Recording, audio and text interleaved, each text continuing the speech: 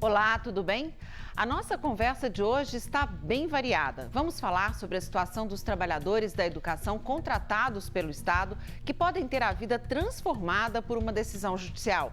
Mostraremos também como foi a audiência pública sobre a concessão para a iniciativa privada da MG 050, que completa 15 anos. Eu sou Joanita Gontijo e esse é o Assembleia em Destaque, programa que mostra o impacto na sua vida dos assuntos debatidos aqui no Parlamento.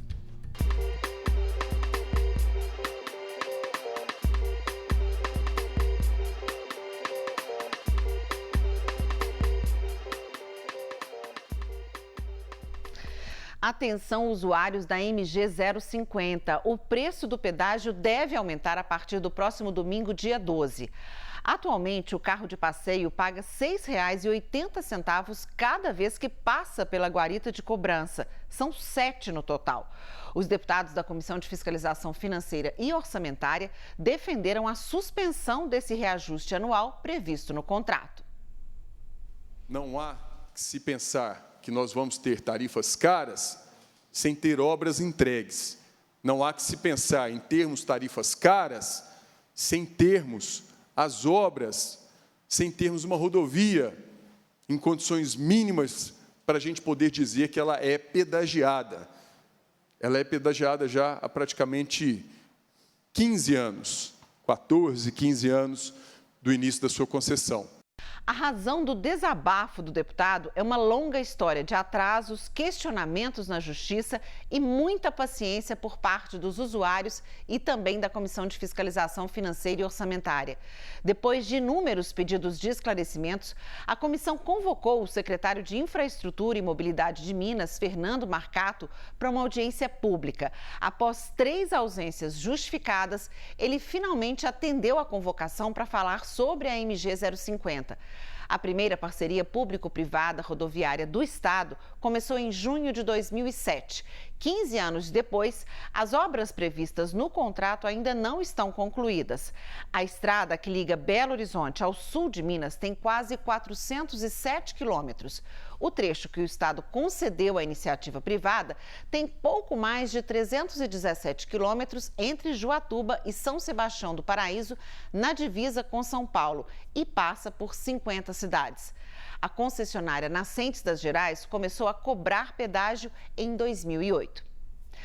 Além do secretário de Estado, o diretor executivo da concessionária Nascentes das Gerais, Joselito Rodrigues de Castro, também participou da audiência. Os dois deram informações sobre as intervenções, duplicações e obras já realizadas e outras ainda em andamento. O contrato da parceria público-privada vale por 25 anos e até hoje foi investido metade do valor estimado no documento. 53 obras estão atrasadas. Os deputados criticaram os constantes adiamentos de prazos e descumprimento dos cronogramas. A preocupação é com a falta de segurança para quem circula pela estrada. Um requerimento pedindo a suspensão do reajuste do pedágio foi aprovado no final da audiência. Agora, vamos aguardar. E vamos falar de medidas da Assembleia para o desenvolvimento aliado à preservação ambiental. Já foi aprovada em uma primeira votação aqui no Parlamento uma proposta para colocar na Constituição Mineira a sustentabilidade entre os princípios que devem direcionar as ações dos órgãos estaduais. A ideia é atribuir às atividades da administração pública um caráter responsável, humano e em sintonia com a preservação do meio ambiente. Agora avançou também um projeto de lei que busca implementar a política estadual para o uso do biogás e biometano.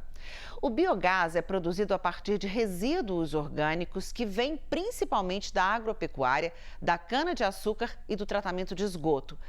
Depois de purificado, ele é transformado no biometano, que é um combustível limpo que pode ter uso doméstico, industrial ou veicular, substituindo inclusive os combustíveis fósseis. Essa proposta de lei estabelece princípios, regras e obrigações para as cadeias produtivas da área e passou pela primeira votação do plenário da Assembleia. A proposta tem mais uma rodada de análise pelos parlamentares em comissão para depois ir à votação final no plenário. A política estadual de bioinsumos também caminhou na tramitação por aqui. O texto sugere instrumentos como parcerias entre iniciativa privada e poder público e até benefícios tributários para incentivar a produção e o uso dos insumos biológicos, que são usados na agricultura para nutrir o solo e controlar pragas e doenças. Investir nos bioinsumos é fundamental para que o Brasil se torne autossuficiente na produção dos fertilizantes. Hoje, 70% do que é usado no país precisa ser importado. A crise mundial, aí principalmente guerra na Ucrânia, não só isso, mas isso tem impactado diretamente na colocação de produtos químicos à disposição do agronegócio. Ou seja, tem que buscar opções. E os biofertilizantes hoje é uma grande opção, porque primeiro que hoje nós temos tecnologia e temos produtos. Produtos suficientes para cobrir toda essa lacuna que falta? Não. Mas a partir do momento que você vai difundindo, vai buscando políticas de incentivos, você vai promovendo e o pessoal vai ocupando esse espaço. Nós vamos para um breve intervalo e, na volta, eu conto para você sobre o impacto de uma decisão judicial na educação pública mineira. Até já!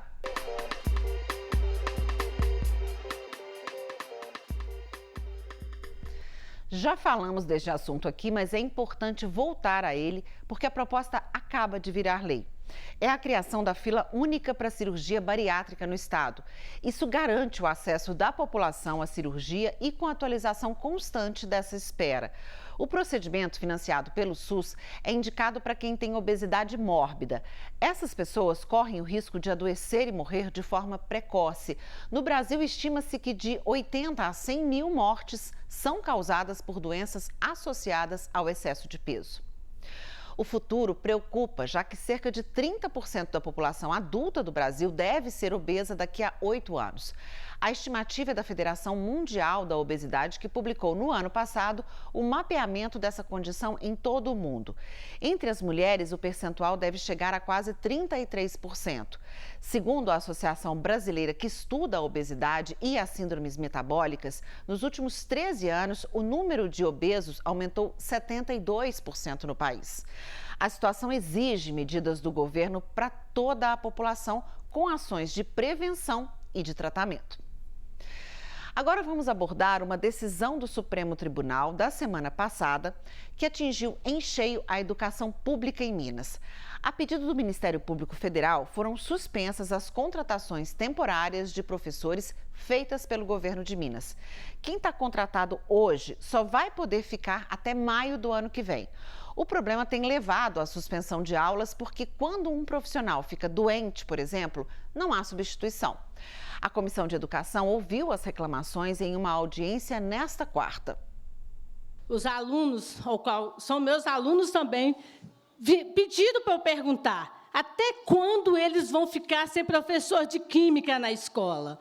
E também sem professora de educação física que está com Covid. Também professor de biologia que no dia 30 desse mês encerra o contrato dele de licença com mais de ano, que a professora está em depressão e não volta para a escola com vários problemas de saúde, aguardando, provavelmente a aposentadoria.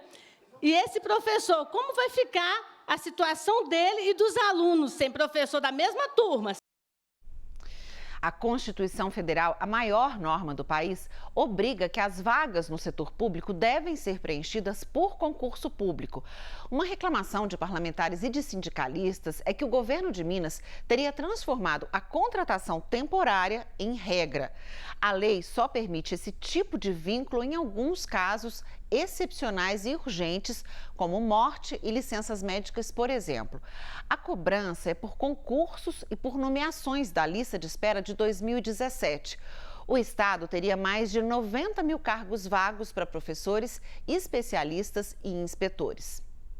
A nossa pauta de reivindicações, historicamente, sempre tem um item nesta pauta que diz realização de concurso público para os cargos vagos existentes. É um item que não sofre nenhuma alteração na nossa pauta de reivindicações.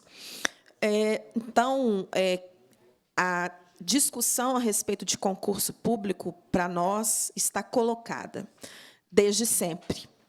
E, como nós temos reuniões com o governo, nós sempre fazemos essa cobrança a respeito da realização de concursos públicos e da nomeação, no caso do concurso de 2017, para suprir a necessidade da rede.